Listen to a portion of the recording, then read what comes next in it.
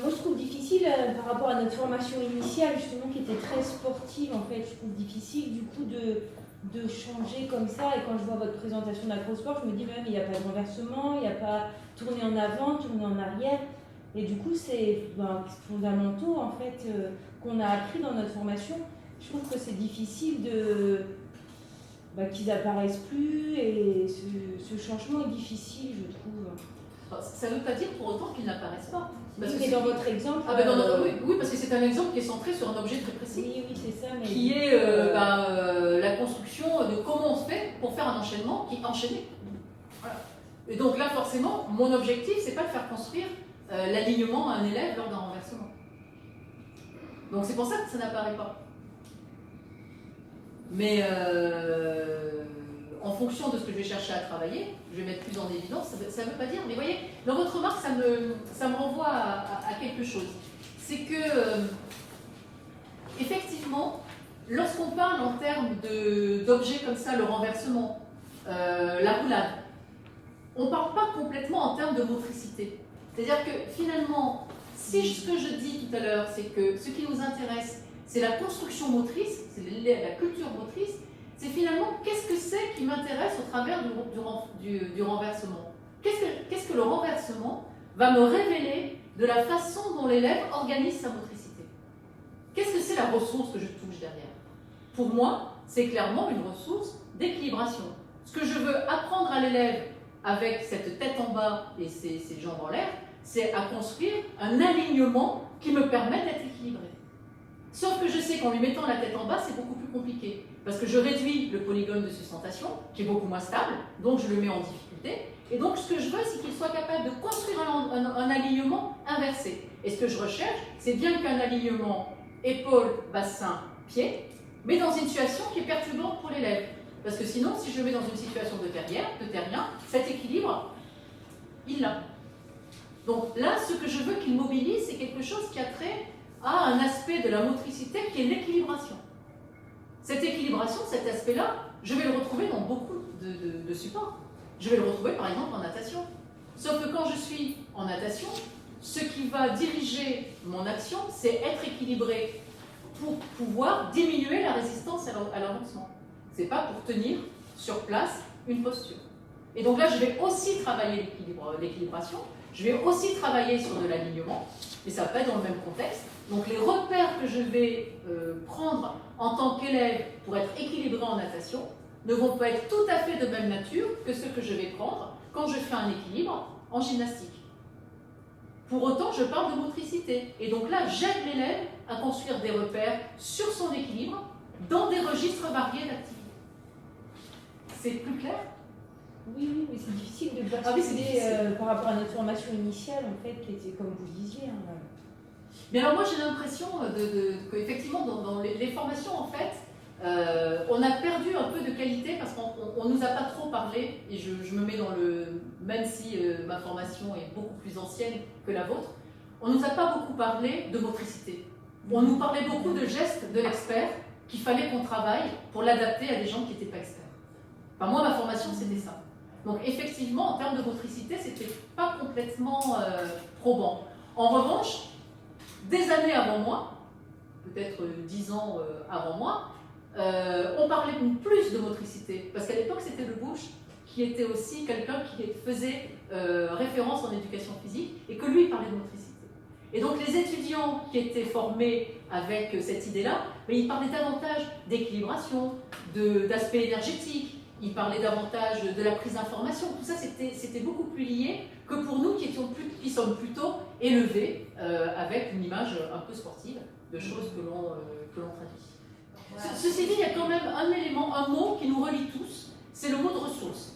C'est-à-dire que quand on s'efforce de réfléchir en termes de quelles ressources sont à mobiliser et qu'est-ce que je dois mettre en œuvre pour que l'élève transforme ses ressources, ça peut nous relier intergénération. Voilà. Parce que là, on peut trouver un terrain d'entente qui fait que les gens des années 80, les ressources, on avait ça, on avait notre liste. Vous, actuellement, vous avez votre liste de ressources, et j'imagine que quand vous allez passer l'oral 1 au CAPES, j'imagine pas, je le sais, vous avez en fonction de l'activité toutes les ressources qu'il faut cibler, parce que vous les donnez à l'oral 1. Vous dites, voilà. Après, là, la question, c'est une fois que j'ai identifié quelles étaient les ressources mobilisées, c'est bien, mais c'est mieux de dire quoi dans cette ressource et comment, qu'est-ce que l'élève doit transformer pour finalement améliorer cette ressource-là. Mais déjà, capable de dire, voilà, ça c'est un problème de coordination, donc je dois essayer de voir ce que l'élève va avoir à transformer pour pouvoir aligner, coordonner le bas du corps, le haut du corps, etc. C'est déjà une belle avancée, qui est appréciée ou qui est appréciée. Une fois que l'élève il a sa stratégie, il sait si elle est bonne ou si elle n'est pas bonne, il va le changer, mais la question des pouvoirs moteurs, c'est-à-dire des progrès, quand on parlait d'éducation sportive, on apprenait aussi, et ils apprennent d'ailleurs toujours le geste sportif. À un moment, bon, il se rend compte que sa stratégie n'est pas bonne parce qu'il ne sait pas accélérer le volant. Alors à quel moment dans votre conception, on se donne le droit de dire stop, temps mort, là, vous manquez, enfin toi tu constates que tu manques de pouvoir moteur, tu vas apprendre à se matcher, tiens, on va faire de la répétition, et puis voilà, et quitte à revenir après, est-ce que c'est possible? Voilà, on va se dire, alors, où vous en êtes? Combien de points vous avez marqué par rapport aux 500? Qu'est-ce qui selon vous fait défaut? On n'est pas assez précis. À ce moment-là, on met une situation d'apprentissage où effectivement, on va travailler sur des éléments extrêmement techniques. Mais technique, ça ne veut pas dire faire un smash. Ça veut dire lui apprendre à quel moment et comment on se positionne quand on veut faire un smash. Donc, pour moi, ça ne va pas être on va travailler le smash, où je vais leur dire oui, d'accord, on va travailler l'accélération du volant. Mais qu'est-ce qu'on va travailler dans cette situation d'apprentissage-là? On va travailler la reconnaissance d'une trajectoire qui permettent de faire un smash. Donc je vais leur demander de prendre des informations sur la trajectoire parce que le smash, je suis obligé de le faire sur un volant qui est placé haut. Et puis son positionnement par rapport au volant pour frapper. Et là, à un moment donné, oui, je vais mettre des situations extrêmement aménagées, très serrées par rapport à ce que je file après, et bien sûr que je vais le faire répéter. Parce que sinon, il n'y arrivera jamais. Et c'est un gros problème que l'on rencontre en éducation physique. C'est que vous savez bien comme moi que dès que les élèves ont fait un progrès, hop, on passe à autre chose. On lui laisse jamais le temps de stabiliser. Pourtant, il faut qu'il stabilise. Donc, autant être peut-être un peu moins exigeant sur la rapidité de la progression qu'on met en place, autant le laisser s'installer, le faire répéter, l'amener à construire des repères. Parce que pour construire des repères, il faut du temps. En natation, comment est-ce qu'on peut construire un repère sur la glisse? Si je suis 50 minutes au mieux dans l'eau, et que toutes les 5 minutes, on me fait changer toutes les leçons, j'ai un objectif supplémentaire parce que ça y est, j'ai réussi à placer ma respiration. Comment on fait? Ça demande du temps. Et effectivement, à un moment donné, il va falloir passer par des situations où on stabilise. Et moi, il me semble aussi que quand on réfléchit en termes de motricité, et grâce à cette façon de positionner les champs d'apprentissage, on peut se dire aussi que si par exemple dans le champ 4, j'isole que le gros problème de l'élève, c'est l'anticipation de la prise d'information pour pouvoir être prêt au bon moment à agir, je vais le retrouver dans toutes les APSA qui jalonnent ce champ-là. Et si dans le cycle 4, j'ai 3 années pour travailler là-dessus avec mes élèves, et je vais peut-être décider de travailler exclusivement là-dessus, la prise d'information pertinente pour être bien organisée au moment où je dois agir. Sauf que je vais y aller, je sais que c'est ça qui va me conduire, mais je vais y aller par tous les supports qui me permettent d'y arriver. Et donc, je vais faire du volley, je vais faire du hand, je vais faire du badminton, je vais faire de la boxe française, mais simplement, au travers de chacune de ces APSA, je vais viser une chose. Et peut-être que là, j'arriverai à faire construire des repères à mes élèves. Il y avait une question derrière? C'était la même question. Ah, Autre question? ou des remarques, tout Ou simplement. des remarques, oui. Moi, je vais t'en poser une, Nathalie. On a été en difficulté à la Biennale quand on expertisait les textes, parce qu'il nous semblait qu'il y avait 3 notions, pas 3 concepts, mais 3 notions qui étaient très proches et qui généraient de la confusion. La première, c'était apprentissage scolaire de pratique. La deuxième, c'était l'écart entre cette notion-là et situation de référence. La troisième, c'est l'écart entre cette notion-là et situation d'apprentissage. Alors, est-ce que pour toi, c'est la même chose? Est-ce qu'on peut identifier les similitudes, des différences entre ces 3 notions? Alors, pour moi, la forme scolaire de pratique est une forme d'apprentissage, est une situation d'apprentissage. C'est puisque en fait c'est une réflexion sur comment l'élève, quelles conditions on pose pour que l'élève apprenne. Donc une forme scolaire de pratique, c'est ça. Et au travers des 5 filtres qu'on voit, on voit bien que ces 5 filtres-là, ils s'adressent à une situation d'apprentissage. La situation de référence, personnellement, c'est quelque chose qui pour moi n'a pas beaucoup de sens. Je ne vois pas l'intérêt d'une situation de référence. Voilà. Mais c'est un postulat, quand j'en discute avec d'autres, effectivement, il y a cette envie de se dire, chaque fois, on va mettre une situation qui est un petit peu globale, que l'élève va visiter régulièrement au cours de son apprentissage pour voir comment il se situe. Personnellement, pour moi, ça n'a pas beaucoup de sens. Je ne vois pas trop en quoi une situation de référence, toujours la même, qu'on positionne à des moments différents de l'apprentissage, va vraiment faire avancer l'élève. Dans la mesure où au début, on voyait, et puis en quoi ça va vraiment être quelque chose qui va lui permettre de mieux apprendre. Alors, à l'époque où ça s'est construit, cette notion-là, il me semble que c'était dans les années 80 par Claude qui pourra peut-être. Dans les années 80, ça devait être vers Lyon, oui. à l'UFR de Lyon. Bon, et il me semblait qu'il disait, et c'est pour ça que je te pose la question, c'est que il y avait les objets culturels, puis on disait, ça, cette situation de référence, quelque part, il y a l'objet culturel, mais qui est un peu adapté à l'école. Mais on reste fidèle, je me rappelle de ça, fidèle à l'objet culturel. Donc c'est pour ça que et il y a eu ce hiatus à la Biennale entre forme de pratique scolaire où j'avais le sentiment qu'il fallait conserver quand même des traces de l'objet culturel, et une forme scolaire de pratique où là on n'a plus grand chose à faire. Alors effectivement, on a eu cette discussion avec Jean-Luc Baldi sur l'objet culturel. Oui, pour nous, l'objet culturel, c'est le corps. C'est pas du tout l'objet sportif. Pour nous, la PSA, c'est un moyen, c'est pas un objet d'apprentissage. C'est un moyen de l'apprentissage. L'objet d'apprentissage, c'est la motricité. Comment j'apprends à un élève à être équilibré, à prendre des informations, à être capable d'agir, de se déplacer en gérant son énergie. C'est ça pour moi qui fait sens. C'est pas l'objet culturel en tant que tel. Et on n'est pas du tout d'accord avec Jean-Luc là-dessus, mais on a envie de réfléchir ensemble pour avancer. Voilà, donc on s'est dit qu'il fallait absolument que Rennes et Lyon se rencontrent à un moment donné pour qu'on puisse discuter de ça. Parce que lui n'en démord pas, mais nous non plus. Donc là, on est assez... voilà, mais l'objet culturel, pour moi, l'objet culturel, c'est forcément un objet scolaire. Ça peut être un objet qui est extérieur et qui serait l'objet culturel sportif. J'ai un objet culturel sportif, j'ai un objet culturel scolaire. Qu'est-ce que l'objet culturel sportif va avoir à faire dans ce C'est notre définition de la forme scolaire de pratique, elle est là, c'est dit, non, il n'a pas sa place. Pour finir sur cette remarque, parce qu'on entendait très souvent à une époque, oui. Mais y compris dans les jurys de CAPES, là, on ne respecte plus la logique interne. Ouais. Donc, on ne respecte plus la logique interne, donc on n'est plus, effectivement, on nie un peu la culture de l'absence, etc. Et donc, moi, ça ne me pose aucun problème, bien au contraire.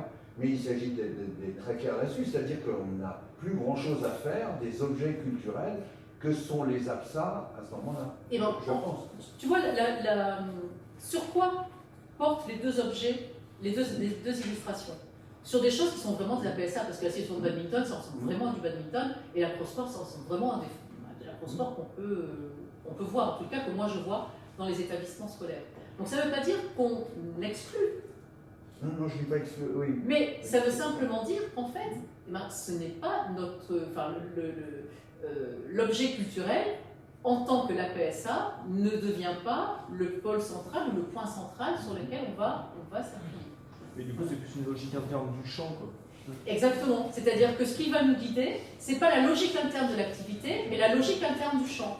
Donc, par exemple, et tu vois, on en a parlé aussi à la Biennale, il y a un professeur qui me propose de faire du biathlon, avec l'idée très forte qui est, pour lui, c'est pas du biathlon, c'est du biathlon.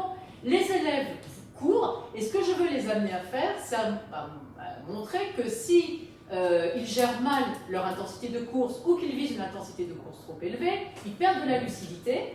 Et donc, dans mon biathlon, tous les 3 minutes, ils doivent faire un truc qui nécessite de la précision. Et donc lui, ce qui va nécessiter de la précision, c'est un lancer au basket. Est-ce que oui ou non, il est dans la logique de l'athlétisme?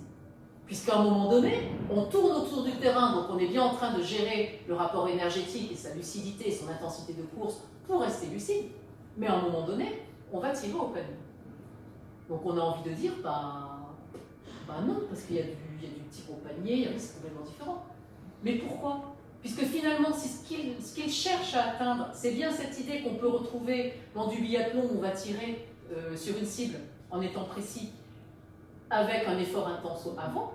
Pour moi, ça peut tout à fait rentrer dans une forme de pratique qui a sa place à l'école. Puisque ce que l'on cherche à obtenir là, ce n'est pas quelque chose qui ressemblerait à un format qu'on connaît fédéral, mais c'est bien sur la réflexion, elle se porte sur comment je vais amener mes élèves à gérer leur effort suffisamment pour qu'ils fassent la plus grande distance possible ou qu'ils fassent une distance donnée le plus vite possible, tout en restant suffisamment précis, en étant lucide au moment du lancer.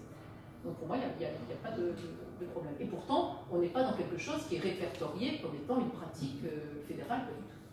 Moi, j'ai juste une question sur le fait que, par exemple, dans le groupe plaisir, il y a des fois des situations où on va mettre l'accent sur un point où, en début de suite, par exemple, je vais me dire, voilà, je vais mettre le paquet sur telle ou telle situation, et qui vont faire un focal, ou en tout cas accentuer un des pans.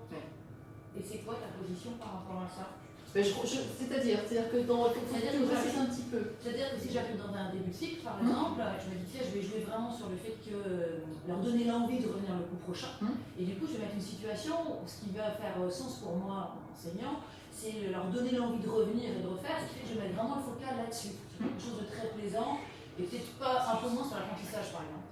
Mais parce que je sais que je me dis que après, ça va me servir. Quelle est votre posture par rapport à ça? Pour moi, je pars du principe que le contexte, que si tu fais ça, c'est bien parce que tu as repéré un contexte dans lequel il fallait d'abord engager les élèves pour qu'ils aient envie d'apprendre. Donc pour moi, il n'y a pas de problème.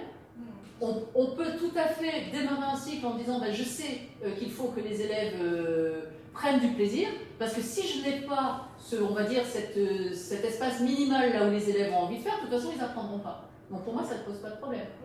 Tu vois, moi je sais même qu'en basket, quand j'étais avec mes élèves, la première chose qu'ils faisaient, de toute façon, dans l'échauffement, j'organisais un truc qui était idiot, qui n'avait rien à voir avec le reste, c'était des tirs au panier. Aucun sens, puisque de toute façon, ils tiraient au panier debout devant le panier, chose qu'on ne retrouvait jamais pendant le cours, et que de toute façon, c'était complètement décontextualisé de tout. Mais si je faisais pas ça, de toute façon, ils n'avaient qu'une envie, c'était de tirer au panier, on ne pouvait rien faire d'autre. Donc dès qu'ils avaient un ballon, flop, ils partaient, et croyant ne pas être vus, ils tiraient au panier. Donc si à un moment donné, le fait de se dire, j'amène l'élève à ressentir du plaisir à un moment donné dans sa pratique, parce que ça me permet de creuser, de poser le terrain sur lequel je bâtir les apprentissages, pour moi, il n'y a pas de problème. Par contre, si on est exclusivement sur du se faire plaisir, à un moment donné, on va poser la question de qu'est-ce que l'élève apprend, et finalement, comment tu l'éduques pour qu'il puisse s'adapter mieux s'il rencontre une situation à un moment donné qui va un peu le perturber sur le plan de la motricité. Et là, on pourrait dire, oui, le plaisir, d'accord, c'est sûrement une condition nécessaire, mais ce n'est pas une condition exclusive. D'autres remarques ou questions? Moi, je fais juste une remarque sur ce que vous avez dit juste précédemment par rapport à la situation, la deuxième situation que vous avez présentée. Est-ce qu'elle ne s'inscrirait pas plus dans une logique de champ 1 plutôt que de champ 3, puisqu'il y a une logique de performance chronométrée qui ne prend pas, vu que l'indicateur final c'était le temps, le gain de temps. Est-ce qu'elle ne prendrait pas le pas sur l'enchaînement justement de l'enchaînement artistique, qui est la logique du champ 3, et ne prendrait pas le plan du coup qui s'ancrerait plus dans le champ 1? Donc de mon point de vue, le fait d'avoir des spectateurs qui ont vraiment le statut de spectateur, d'avoir un rôle qui est que s'il y a chute ou problème de sécurité, j'arrête tout, ça dissocie du champ d'apprentissage numéro 1. Parce que finalement, le but, c'est quand même de faire en sorte que mes figures elles soient enchaînées de manière à ce que le spectateur soit impressionné, sans pour autant chercher à tout prix le gain de l'apprentissage, du champ 1. Et si j'étais dans le champ 1, Si j'avais envie, admettons, je suis dans la voie professionnelle et je me dis, tiens, mes élèves, j'ai que des garçons, ils n'ont pas du tout envie de faire de l'accro, et pourtant, moi j'ai envie de travailler là-dessus, je pense que je chercherai aussi de la performance maximale. Donc je mettrai l'accent sur la difficulté de la figure. En fait, il faut que je fasse difficile le plus vite possible. Ça ne me semble pas du tout pertinent. Ça ne me semblerait pas pertinent. Donc, en réponse à votre question, non, pour moi, le fait que le spectateur soit là, soit présent, et qu'il a un vrai rôle de spectateur, puisque c'est lui qui détermine à quel moment il arrête le spectacle, parce que ce n'est plus suffisamment lié pour que ce soit acceptable, ou parce qu'il y a mise à danger, et donc dans l'acrosport, c'est quelque chose qui est fondamental et c'est pas acceptable non plus, à ce moment-là, c'est plutôt dans le champ 3. Mais j'entends bien votre remarque.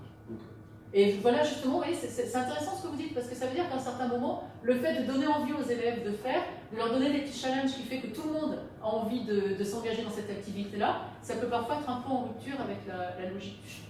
Et je reviens sur ce que dit précédemment M. Lesso, sur les formes scolaires de pratique, sur l'activité de l'enseignant. De ce que j'ai compris, donc je ne sais pas si c'était vraiment très clair de ce que j'ai compris, mais on évolue par la situation, le travail de l'enseignant pour que l'élève fasse lui-même les choix. Et après, il y a du guidage suite à des questionnements que l'enseignant peut faire. Est-ce que c'est réellement ça ou... Oui, c'est ça. D'accord. C'est-à-dire qu'en fait, pour faire ça, c'est très compliqué. Et plus les élèves sont difficiles, plus c'est compliqué. C'est-à-dire qu'en fait, il faut vraiment qu'on soit très précis sur ce qu'on veut travailler, sur les contraintes qu'on va poser pour après pouvoir s'en dégager, ne pas avoir à donner des consignes chaque fois là-dessus, mais les contraintes même du dispositif engagent l'élève à mobiliser les ressources que vous souhaitez qu'il mobilise. Et ensuite, effectivement, votre travail, c'est plus un travail de guidage, ou bien, là aussi, un travail en amont sur des indicateurs ou des repères que vous allez lui donner. Ça peut être vous, ça peut être une fiche, ça peut être un partenaire. Il faut que vous ayez identifié les repères que vous allez lui donner. Là, par exemple, tout à l'heure, les repères, c'était sur les paramètres de la trajectoire et sur la quantité de déplacement de l'adversaire. Si je n'ai pas ça en amont dans ma tête, si je n'ai pas construit que c'était ça que je voulais qu'elle ait le lien avec l'élève, eh ben, je ne vais pas pouvoir le guider, parce que je vais peut-être lui parler de n'importe quoi, du fait que son revers, il n'est pas bon. Mais est-ce que c'est ça qui m'importe dans la situation, que l'élève fasse un revers juste? Est-ce que c'est ça qui m'importe? Donc, voilà, tout revient toujours un peu au fait que j'identifie clairement ce que je veux que l'élève apprenne, et donc j'organise tout mon dispositif en termes de contraintes, en termes de ma façon d'intervenir, en termes de temps passé, en termes d'outils que je lui donne, pour pouvoir lui donner à lui le plus en plus de pouvoir de construire au fur et à mesure. Et à un certain moment, par contre, je suis tout à fait d'accord, à un certain moment, on arrête de faire construire l'élève, et puis on peut lui faire répéter, lui faire des choses pour stabiliser des apprentissages. L'élève, il n'est pas tout le temps en train de tâtonner. À un moment donné, quand il a trouvé un prémisse de quelque chose, et qu'on sent qu'il faut qu'il stabilise, on fait stabiliser. Sinon, on ne peut pas les construire, ça.